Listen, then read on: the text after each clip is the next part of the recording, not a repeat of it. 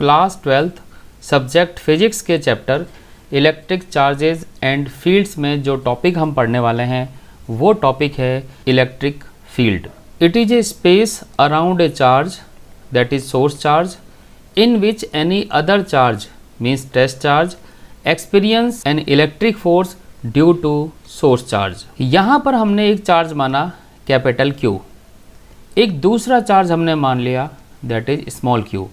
ये हम जानते हैं कि ये दोनों चार्ज जब एक दूसरे के पास आएंगे तो यहाँ पर इनके बीच में एक रिपल्सन होगा, क्योंकि हमने यहाँ पर इनको पॉजिटिव चार्ज माना हुआ है। लेकिन हम ये जानते हैं कि ये स्मॉल q इस पॉजिटिव चार्ज के पास आने पर ही अट्रैक्शन या रिपल्शन होगा। अगर हम कोई यहाँ पर ऐसा एरिया बना लें कि उस एरिया के अंदर जब ये स्मॉल q चार्ज आएगा उस समय तो कैपिटल Q का फोर्स उस पर काम करेगा, और जब ये इस एरिया से बाहर होगा तो उस पर ये फोर्स काम नहीं करेगा। मान लिया हम कहते हैं कि ये पॉजिटिव Q यहाँ पर है तो इस पर लगने वाला फोर्स जो है वो 0 है, और जब ये Q अंदर यहाँ पर आ जाता है तो इस पर लगने वाला फोर्स 0 नहीं है। तो उस केस में ये जो लाइन हमने बनाई है ये लाइन बेसिकली एक एरिया को रिप्रेजेंट करती है, और ये एरिया इस कैपिटल Q चार्ज का इलेक्ट्रिक फील्ड कहलाता है। और ये चूँकि इलेक्ट्रिक फील्ड इस कैपिटल Q की वजह से जनरेट हो रहा है इसलिए हम इसको नाम देते हैं सोर्स चार्ज। और जिस चार्ज को रख के हम इस फील्ड का टेस्ट करते हैं मीन्स इस फील्ड का पता लगाते हैं, इसको हम बोलते हैं टेस्ट चार्ज। तो इस तरह से हम कह सकते हैं कि इलेक्ट्रिक फील्ड वास्तव में एक चार्ज के चारों तरफ एक स्पेस है जिसमें कोई चार्ज रख के अगर हम टेस्ट करें तो हमें पता लगता है उस पर एक फोर्स लगता है। अब हम आते हैं नेक्स्ट टॉपिक पर, और वो है इंटेंसिटी ऑफ इलेक्ट्रिक फील्ड। ये हम जानते हैं जब भी फिजिक्स में हम कोई फिज़िकल क्वांटिटी की बात करते हैं तो फिज़िकल क्वांटिटी का मतलब सिर्फ ये नहीं है कि हम उसको डिफाइन करके छोड़ दें। फिज़िकल क्वांटिटी जब होगी तो उसका कोई ना कोई मैग्नीट्यूड भी होगा और उसके साथ साथ उसकी यूनिट भी होगी। तो ये फिज़िकल क्वांटिटी स्केलर या वेक्टर भी हो सकती है। तो यहाँ हम इलेक्ट्रिक फील्ड को पढ़ चुके हैं, और अब हम बात करते हैं इंटेंसिटी ऑफ इलेक्ट्रिक फील्ड। इसका मतलब है इलेक्ट्रिक फील्ड का मैग्नीट्यूड। तो हम यहाँ बात करने वाले हैं इलेक्ट्रिक फील्ड के मैग्नीट्यूड के बारे में, मीन्स न्यूमेरिकल वैल्यू उसकी कितनी होगी। यहाँ पर लिखा है intensity of electric field at a given point is defined as the electric force on unit positive charge placed at that point. और ये उसका फॉर्मूला लिखा हुआ है। अभी हमने जो समझा है वो ये है, अगर हमारे पास एक Q चार्ज है जो कि सोर्स चार्ज है। सोर्स चार्ज का मतलब ये वो चार्ज है जिसकी वजह से इलेक्ट्रिक फील्ड बनेगा। मान लिया हमने एक इलेक्ट्रिक फील्ड इसके चारों तरफ बना लिया है, इस फील्ड के बाहर यहाँ पर लगने वाला फोर्स 0 है, लेकिन अंदर कोई चार्ज मानेंगे तो यहाँ पर कोई ना कोई फोर्स लगेगा। अब इस डेफिनेशन के according electric field at a given point, तो यहाँ पर इस पॉइंट को मैं P मान लेता हूँ। तो इस कैपिटल Q की वजह से इस P पॉइंट पर इलेक्ट्रिक फील्ड जो निकाला उसको हम E से रिप्रेजेंट कर रहे हैं। This is the electric field at P due to capital Q। अब हम जानते हैं इस कैपिटल Q की वजह से इस स्मॉल q पर कोई ना कोई फोर्स काम करेगा। मान लिया वो फोर्स है F, तो ये फोर्स इस स्मॉल q चार्ज पर काम कर रहा है। तो स्मॉल q चार्ज पर काम करने वाला फोर्स F होता तो यूनिट चार्ज पर काम करने वाला फोर्स होता F/Q। तो हम यहाँ देखते हैं डेफिनेशन में लिखा है force on unit positive charge. यहाँ पर जो F/Q निकाला है ये भी यूनिट पॉजिटिव चार्ज की वजह से है। तो इंटेंसिटी की वैल्यू F/Q से रिप्रेजेंट कर सकते हैं, और जो कि हमें यहाँ पर रिप्रेजेंट की हुई है। तो हम देखते हैं E = F/Q से हम ये फार्मूला पता लगा सकते हैं। तो कहीं पर भी इंटेंसिटी निकालनी होगी तो उस पर लगने वाले फोर्स में उस चार्ज से हम डिवाइड कर देंगे तो हम इंटेंसिटी पता लगा सकते हैं। और डेफिनेशन यहाँ पर पता लग रही है, intensity is defined as force on unit positive charge at that point. यहाँ पर हम देखते हैं इसके साथ एक चीज़ और लिखी हुई है, that is limit Q not tends to 0। यहाँ पर जो Q नॉट है वो वास्तव में हमारे इस Q चार्ज को ही रिप्रेजेंट कर रहा है, लेकिन ये लिमिट क्यों रखी है इसको समझते हैं। मान लेते हैं ये चार्ज होता +2 कूलाम जैसा और ये स्मॉल q चार्ज +4 कूलाम जैसा होता। इस स्मॉल q चार्ज को तो हमने पकड़ रखा है, इसका मतलब इसको हम रोक सकते हैं, लेकिन ये कैपिटल Q चार्ज तो फ्री है। तो जैसे ही इस 4q चार्ज को हम इस कैपिटल Q के पास लाएंगे तो ये रिपल्शन की वजह से हो सकता है अपनी जगह से हिल जाए। अगर ये अपनी जगह से हिल गया तो हम इस फील्ड वाली लाइन को कैसे पता लगा पाएंगे? इसके लिए ज़रूरी है कि हम जिस चार्ज को लेते हैं, जिससे हम फील्ड को टेस्ट करते हैं, ये स्मॉल q चार्ज बहुत ही छोटा होना चाहिए। अब सवाल पैदा होता है कि ये कितना छोटा लें। हम इसको रिप्रेजेंट करने के लिए लिखते हैं this q should be equal to 0, यानी कि इस तरह से हम इसको रिप्रेजेंट करते हैं। और ये रिप्रेजेंट करना सिर्फ इतना बताता है कि टेस्ट चार्ज कभी भी बड़ा नहीं लेना चाहिए। ऐसा नहीं हो कि ये टेस्ट चार्ज सोर्स चार्ज के फील्ड को ही बदल दे, और यही चीज़ यहाँ पर लिखी हुई है। Here Q tends to 0 shows that value of test charge is small to minimise the effect of electric field of test charge on electric field of source charge. Means source charge के field के ऊपर पड़ने वाले effect को minimise करने के लिए हम टेस्ट चार्ज की वैल्यू को मिनिमम लेते हैं, और ये उसको रिप्रेजेंट करने का तरीका है। अब जब हम इलेक्ट्रिक फील्ड डिफाइन कर ही चुके हैं E = F/Q से, तब हम देखते हैं यहाँ पर हमने डायरेक्शन की कोई बात नहीं करी है। हमने सिर्फ ये कहा है इस Q चार्ज की वजह से इस स्मॉल q चार्ज पर लगने वाले फोर्स को हम कैलकुलेट करें और उसी में Q से डिवाइड कर दें तो इलेक्ट्रिक फील्ड आ जाएगा। मीन्स यहाँ पर इलेक्ट्रिक फील्ड की डायरेक्शन वही होगी जो फोर्स की डायरेक्शन है। तो यहाँ लिखा है direction of electric field is same as the direction of electric force on unit positive charge. बस एक बात यहाँ पर ध्यान रखने की है, जब भी आप कहीं पर इलेक्ट्रिक फील्ड निकालेंगे तो जो चार्ज लेंगे उसका साइन आपको हमेशा पॉजिटिव चार्ज का ही लेना है, क्योंकि हमने डेफिनेशन में ये पॉजिटिव चार्ज के लिए डिफाइन किया हुआ है। अब हम बात करते हैं इसकी SI यूनिट की। इलेक्ट्रिक फील्ड के फॉर्मूले से हमें पता है दिस इज़ F/Q।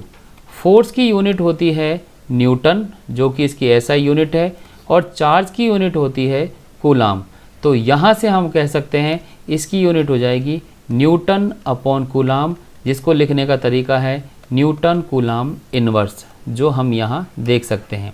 इसके साथ ही हम देखते हैं एक यूनिट और है, दिस इज़ वोल्ट पर मीटर, पर इस यूनिट को हम आगे आने वाले टॉपिक्स में पढ़ेंगे कि ये यूनिट कैसे आती है। Electric force on charge Q placed in electric field is given by this. तो ये फार्मूला हम देख सकते हैं, सिंपली इसी वाले फार्मूले का दूसरा रिप्रेजेंटेशन है F = QE, और ये बहुत ही इंपॉर्टेंट फार्मूला है, इसको इसी तरह से हम अक्सर यूज़ करते हैं। अब हम आते हैं नेक्स्ट टॉपिक पर, और वो है electric field intensity due to a point charge. मान लिया एक पॉइंट चार्ज है स्मॉल q, जैसा कि क्वेश्चन में लिखा हुआ है, जिसको कि O पॉइंट पर रखा हुआ है। इससे किसी डिस्टेंस पर एक पॉइंट है, वो है P, और OP = हमने R लिया हुआ है। अब हम इस P पॉइंट पर इलेक्ट्रिक फील्ड निकालना चाहते हैं, तो यहाँ पर हम एक यूनिट पॉजिटिव चार्ज रखा हुआ मानेंगे, जैसा कि हमने अभी पढ़ा, और यूनिट पॉजिटिव चार्ज पर हम निकालेंगे फोर्स। और ये हम जानते हैं कूलाम के नियम से फोर्स का फॉर्मूला है K/Q1 Q2/R²। इस फॉर्मूले में वैल्यू रखेंगे तो दिस इज़ K। Q1 है पहला चार्ज, और पहला चार्ज है स्मॉल q। Q2 की जगह हम लेंगे दूसरा चार्ज, और दूसरा चार्ज है +1, तो यहाँ पर हम लिखेंगे +1, और डिस्टेंस है R, तो R²। और इस तरह से फोर्स की वैल्यू आ जाएगी KQ/R²। और ये हम जानते हैं यूनिट पॉजिटिव चार्ज पर लगने वाला फोर्स ही फील्ड होता है, तो इसी को हम इलेक्ट्रिक फील्ड E लिख देंगे। ये K की वैल्यू को अगर 1/4πε0 लिख दें तो ये फार्मूला यहाँ लिखे हुए फार्मूले से मैच हो जाता है। अब बात करते हैं डायरेक्शन की। इलेक्ट्रिक फील्ड की डायरेक्शन फोर्स के अलोंग होती है और फोर्स की डायरेक्शन इस आर के अलोंग होती है, इसलिए यहाँ पर फोर्स रिप्रेजेंट करने में आर कैप को हमने इस्तेमाल कर लिया है। तो ये है electric field intensity due to a point charge. यहाँ हम एक चीज़ और समझते हैं, ये स्मॉल क्यू हमारा सोर्स चार्ज है। तो मान लिया ये है स्मॉल क्यू जो कि है सोर्स चार्ज। इस क्यू का एक इलेक्ट्रिक फील्ड भी होगा, तो यहाँ पर हम एक रफली एक इलेक्ट्रिक फील्ड मान लेते हैं। तो ये जो हमने सर्कल बनाया है ये इस क्यू चार्ज का इलेक्ट्रिक फील्ड कहलाता है। इलेक्ट्रिक फील्ड कहलाने का मतलब ये है, अगर हम कोई पॉइंट P मानेंगे जो कि इस इलेक्ट्रिक फील्ड के अंदर होगा तो वहाँ पर फोर्स की वैल्यू 0 नहीं होगी, कोई ना कोई फोर्स काम करेगा। और अगर हम कोई पॉइंट P इसके बाहर मानेंगे तो यहाँ पर फोर्स 0 होगा। जब फोर्स 0 होगा तो इसका मतलब ये है वहाँ इलेक्ट्रिक फील्ड भी 0 होगा, क्योंकि इलेक्ट्रिक फील्ड तो फोर्स पर यूनिट चार्ज ही होता है। अब ये देखना है कि इलेक्ट्रिक फील्ड 0 होने की कंडीशन क्या है। मान लेते हैं इस P डैश पर जहाँ हम इलेक्ट्रिक फील्ड निकालना चाहते हैं यहाँ पर चार्ज है +1, क्योंकि इलेक्ट्रिक फील्ड निकालने के लिए यूनिट पॉजिटिव चार्ज का ही इस्तेमाल करते हैं। इलेक्ट्रिक फील्ड के फॉर्मूले में ये वैल्यूज़ रखते हैं, तो 1/4πε0 सोर्स चार्ज की जगह Q और डिस्टेंस मान लेते हैं इस Q से लेकर P डैश तक की डिस्टेंस R डैश है, तो फॉर्मूले में हम लिखेंगे R डैश स्क्वायर। लेकिन हम जानते हैं इस पॉइंट पर इलेक्ट्रिक फील्ड 0 है क्योंकि फोर्स भी 0 है। अब देखते हैं ये सोर्स चार्ज तो 0 हो नहीं सकता। ये जो वैल्यू है 1/4πε0 इसकी वैल्यू हम पहले से जानते हैं 9 × 10⁹ होती है, तो सिर्फ बच जाता है R डैश। और हम यहाँ से कह सकते हैं डिनोमिनेटर में R डैश है और इसका रिज़ल्ट 0 है। ये तभी आ सकता है जब R डैश की वैल्यू इन्फिनिटी होती है।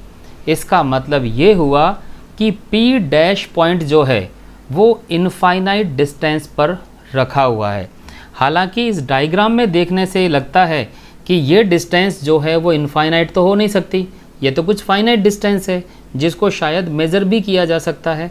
तो यहाँ पर ध्यान देने की बात यह है, जब भी किसी क्वेश्चन में ये लिखा जाता है कि कोई चार्ज इनफाइनाइट डिस्टेंस पर है, तो उसका मतलब ये है वो चार्ज इलेक्ट्रिक फील्ड के रीजन से बाहर रखा हुआ है। अब चाहे वो डिस्टेंस 1 मीटर हो या 10 मीटर हो या 1 किलोमीटर हो, फील्ड से बाहर रखा हुआ हर चार्ज इनफाइनाइट डिस्टेंस पर रखा हुआ ही माना जाएगा।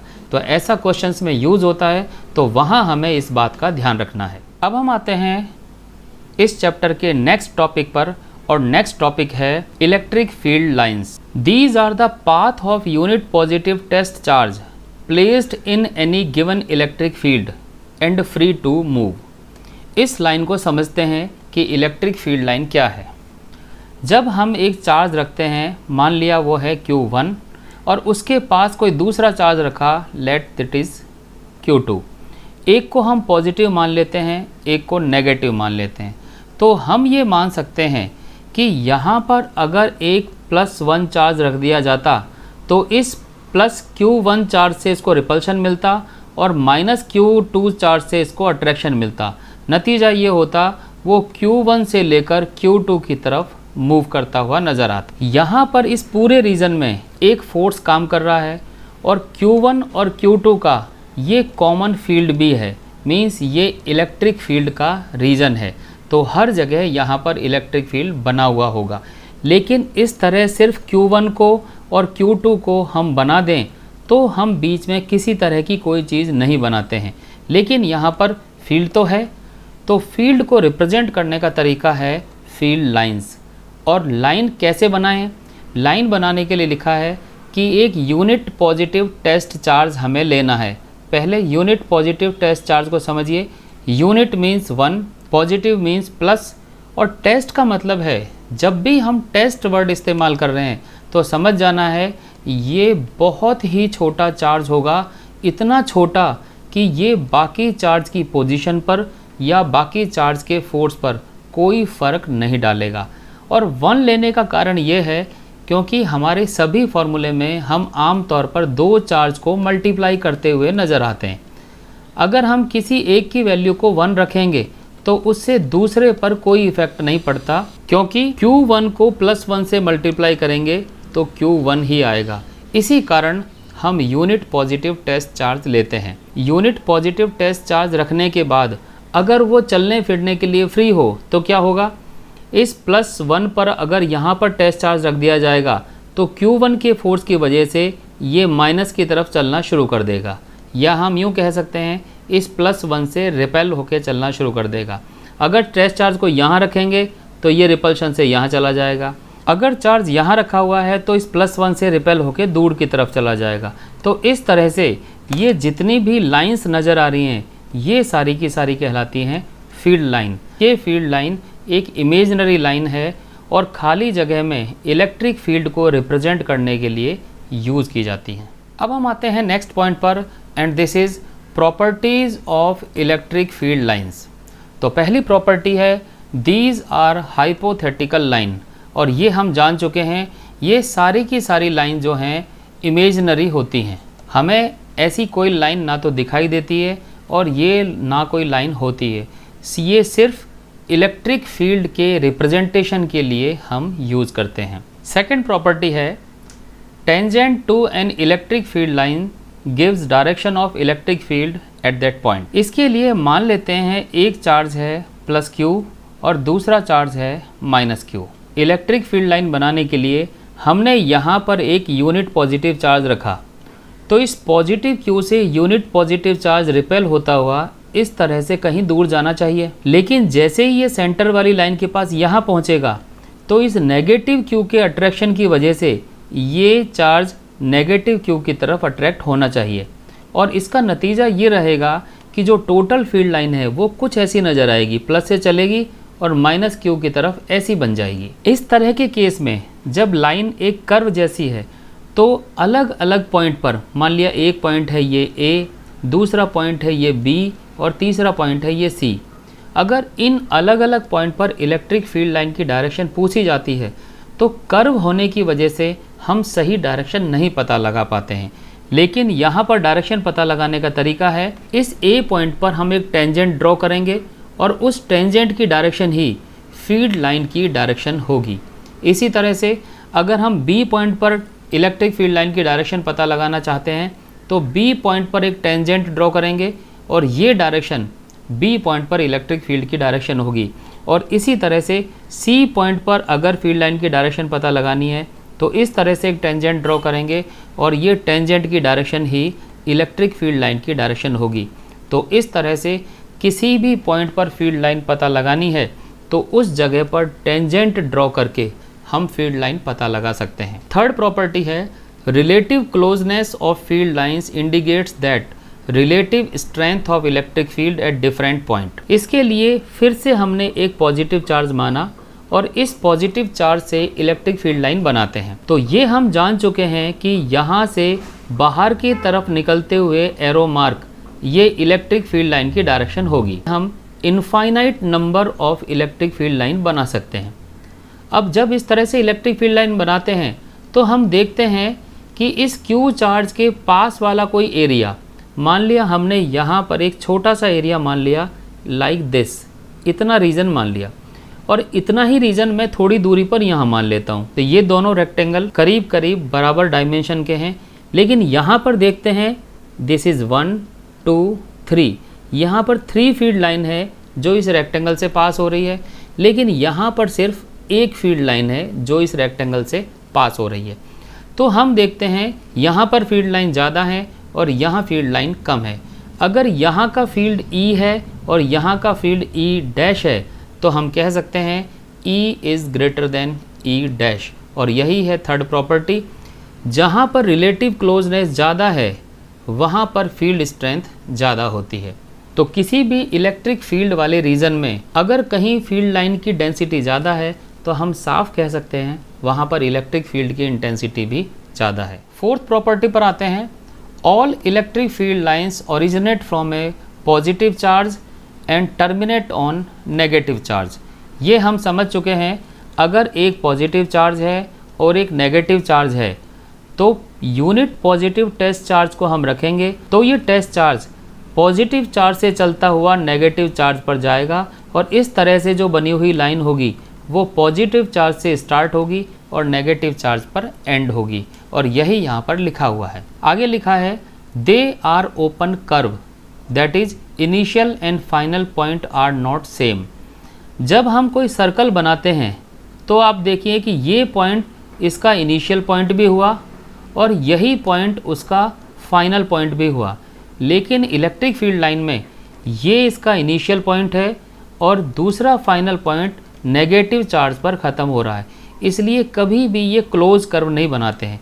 यहाँ पर देख सकते हैं ये क्लोज कर्व है लेकिन ये एक ओपन कर्व है, तो यहाँ पर हमने लिखा है दे आर ओपन कर्व, और इसको डिसकंटिन्यूअस भी बोलते हैं क्योंकि स्टार्ट जहाँ से हुआ है वो वहाँ पर पहुँचा नहीं है, ये बीच में डिसकंटिन्यू हो गया है, इसी वजह से इसको डिसकंटिन्यूअस कर्व भी बोलते हैं। फिफ्थ प्रॉपर्टी है number of electric field lines of any charge is proportional to the magnitude of charge. इसको समझने के लिए हमने एक पॉइंट चार्ज माना जिसकी वैल्यू है +5 कूलाम और दूसरा एक पॉइंट चार्ज मान लिया +1 कूलाम। दोनों ये अलग अलग हैं, इनका आपस में फ़िलहाल कोई रिलेशन नहीं है। अगर हम +1 कूलाम से इलेक्ट्रिक फील्ड लाइन बनाएंगे तो कुछ इस तरह से बनेगी। एक फील्ड लाइन हमने ऊपर की तरफ बना दी, दूसरी फील्ड लाइन हमने नीचे की तरफ बना दी और एक तीसरी भी फील्ड लाइन बना दी।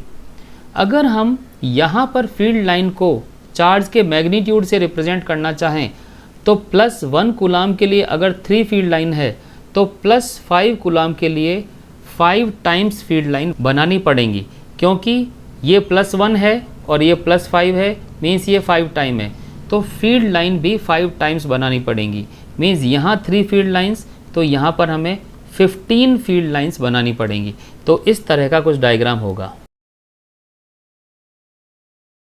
इस तरह से हम देख सकते हैं यहाँ पर 3 फील्ड लाइन है और यहाँ पर 15 फील्ड लाइन है, और यही है इस प्रॉपर्टी का मतलब कि फील्ड लाइन की जो संख्या है वो चार्ज के मैग्नीट्यूड पर डिपेंड करती है। हालांकि हम रफ डायग्राम बनाते समय इन चीज़ों को ध्यान नहीं देते, पर अगर क्वेश्चन में स्पेसिफिकली ये चीज़ दी गई है तब हमें काउंट कर कर ही इलेक्ट्रिक फील्ड लाइंस बनानी होंगी। 6th प्रॉपर्टी पर आते हैं। No two electric field lines ever intersect each other because field cannot have two direction at the same point। इसको समझते हैं। मान लिया हमारे पास एक चार्ज है +q और एक दूसरा चार्ज भी हमारे पास है दैट इज़ +2q।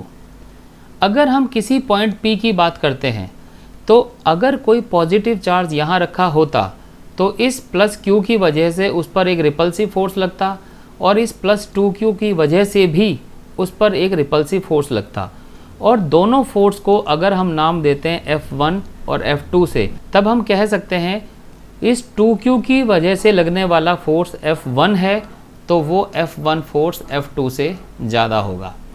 अब सवाल ये है कि अगर इस P पॉइंट पर एक टेस्ट चार्ज रखा होता, यूनिट पॉजिटिव टेस्ट चार्ज, तो वो कहाँ जाता? क्या वो F1 की डायरेक्शन में जाता या F2 की डायरेक्शन में जाता? एक बात तो क्लियर है कि ये टेस्ट चार्ज दोनों डायरेक्शन में एक साथ नहीं जा सकता, तो इसका मतलब ये हुआ कि ना तो वो F1 की तरफ जाएगा ना वो F2 की तरफ जाएगा, वो इसके वेक्टर रिजल्ट की तरफ कहीं जाएगा। तो हम ये कह सकते हैं किसी जगह पर अगर 2 फील्ड हैं भी तब भी उसकी फील्ड लाइन उन दोनों से रिप्रेजेंट नहीं की जाती है, वो एक थर्ड रिजल्टेंट से रिप्रेजेंट की जा रही है, और यही कारण है कि जब ये सिर्फ थर्ड रिजल्टेंट होगा तो हम इन दोनों को बनाएंगे ही नहीं, और जब बनाएंगे नहीं तो इनका इंटरसेक्शन भी नहीं होगा। इसलिए हम कहते हैं कि कोई भी 2 इलेक्ट्रिक फील्ड लाइन आपस में कभी इंटरसेक्ट नहीं हो सकती, क्योंकि कहीं पर अगर ऐसी सिचुएशन आई तो वहाँ पर हमें सिर्फ रिजल्टेंट फील्ड ही नज़र आता है, उनका इंटरसेक्शन कभी नज़र नहीं आता। 7th प्रॉपर्टी है they are continuous curve that is it can not have sudden break. यहाँ पर आपको याद होगा अभी हमने एक प्रॉपर्टी पढ़ी थी, इलेक्ट्रिक फील्ड लाइन एक पॉइंट से स्टार्ट होती है और दूसरे पॉइंट पर ख़त्म होती है और वो डिसकॉन्टिन्यूस कर्व है। तो वहाँ डिसकॉन्टिन्यूस का मतलब था इनिशियल और फाइनल पॉइंट कभी मिलते नहीं हैं। लेकिन यहाँ पर वर्ड लिखा है दे आर कॉन्टिन्यूस कर्व, लेकिन इसका मतलब ये है स्टार्ट होने के बाद एंड आने तक कहीं पर बीच में कोई डिसकॉन्टिन्यूटी नहीं रहती है। सोच के देखिए कि अगर एक फील्ड लाइन यहाँ से शुरू होती है और बीच में एक गैप आता है और फिर आगे चली जाती है, तो इसका मतलब ये हुआ कि इलेक्ट्रिक फील्ड इस रीजन में तो है, इलेक्ट्रिक फील्ड इस वाले रीजन में भी है, लेकिन बीच में जो पोर्शन है यहाँ इलेक्ट्रिक फील्ड नहीं है, और ऐसा नहीं हो सकता।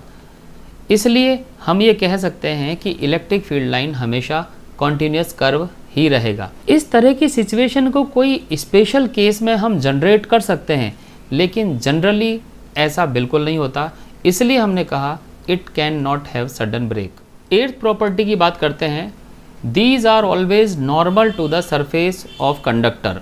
इसको समझने के लिए हमने एक कंडक्टर माना, इस कंडक्टर पर हमने कोई चार्ज रखा और उस चार्ज का नाम रख दिया है Q। हम ये मान लेते हैं इस चार्ज पर लगने वाला फोर्स जो नॉर्मल नहीं है वो किसी और डायरेक्शन में है, और ये चार्ज इलेक्ट्रोस्टैटिक्स कंडीशन को रिप्रेजेंट कर रहा है। इलेक्ट्रोस्टैटिक्स का मतलब हुआ ये चार्ज रेस्ट में रहेगा। मान लिया इस फोर्स का इस सरफेस के साथ एंगल थीटा है, तो हम कह सकते हैं इस फोर्स के दो कंपोनेंट होंगे। एक कंपोनेंट होगा कंडक्टर की सरफेस के along, this is F cos theta, और दूसरा कंपोनेंट होगा इसके perpendicular, this is F cos 90 minus theta, जहाँ ये वाला एंगल 90 माइनस थीटा हुआ। और हम जानते हैं इस 90 माइनस थीटा को हम साइन थीटा लिख सकते हैं। तो दो कंपोनेंट हमारे सामने हैं, एफ साइन थीटा और एफ कॉस थीटा। पहले बात करते हैं कि एफ साइन थीटा कंपोनेंट क्या कर रहा है। ये कंपोनेंट इस चार्ज को ऊपर की तरफ उठाने की कोशिश करेगा, लेकिन चार्ज का जो मास है m, उसकी वजह से लगने वाला वेट इसको यहाँ रोक लेगा, और इस तरह से ये इक्विलिब्रियम में रहेगा। इक्विलिब्रियम का मतलब है ना एफ साइन थीटा इसको ऊपर उठा पाएगा, ना mg इसको नीचे की तरफ ले जा पाएगा, तो ये इक्विलिब्रियम में हो गया। अब बात करते हैं हॉरिजॉन्टल फोर्स की। एक फोर्स है एफ कॉस थीटा, इसके अपोजिट डायरेक्शन में लगने के लिए यहाँ पर कोई ना कोई फोर्स होना चाहिए था, लेकिन इसके आगे कोई फोर्स नहीं है। अगर कोई फोर्स नहीं है तो इसका मतलब है ये Q charge will be in motion. अगर ये मोशन में है तो फिर हम इसको रेस्ट में नहीं कहेंगे, इट मीन्स ये इलेक्ट्रोस्टैटिक्स की कंडीशन नहीं मानी जाएगी। तो ये तो दोनों कॉन्ट्राडिक्टरी बातें हो गई। इससे हम कह सकते हैं इलेक्ट्रोस्टैटिक्स अगर है तो ये फोर्स होना ही नहीं चाहिए। अगर ये फोर्स होगा तो इस चार्ज को मोशन में ला देगा। तो F cos theta it should be zero. अगर ये ज़ीरो है या तो एफ ज़ीरो होगा या कॉस थीटा ज़ीरो होगा, लेकिन फोर्स तो ज़ीरो हो नहीं सकता क्योंकि यहाँ पर एफ की वैल्यू mg के इक्वलेंट भी है। इससे सिद्ध होता है कि ज़रूर इसका कॉस थीटा वाला पार्ट ही ज़ीरो होगा। कॉस थीटा तभी ज़ीरो होता है जब थीटा की वैल्यू 90 डिग्री हो, और अगर थीटा की वैल्यू 90 डिग्री हुई तो फिर ये जो एंगल हमने ले रखा है ये इस तरह से नहीं होगा, ये खुद परपेंडिकुलर डायरेक्शन में ही होना चाहिए। तो ये फोर्स 90 पर होना चाहिए। फोर्स वास्तव में इलेक्ट्रिक फील्ड को ही रिप्रेजेंट करता है, और इलेक्ट्रिक फील्ड को ही हम फील्ड लाइन से रिप्रेजेंट करते हैं। तो ये जो लाइन है ये इलेक्ट्रिक फील्ड ही होगी, और ये इस सरफेस के 90 डिग्री पर होगी, और यही है property, these are always normal to the surface of conductor. Number of field line passing perpendicular to unit area is equal to the magnitude of electric field. इसको समझने के लिए हम एक एरिया मान लेते हैं। ये एरिया यूनिट एरिया तब होगा जब इसकी लेंथ और इसकी विड्थ ये दोनों 1 होगी, जिससे कि इसका एरिया जो है वो 1 × 1 दैट इज़ 1 हो जाए। अब यहाँ से निकलने वाली फील्ड लाइन वो हम काउंट करेंगे।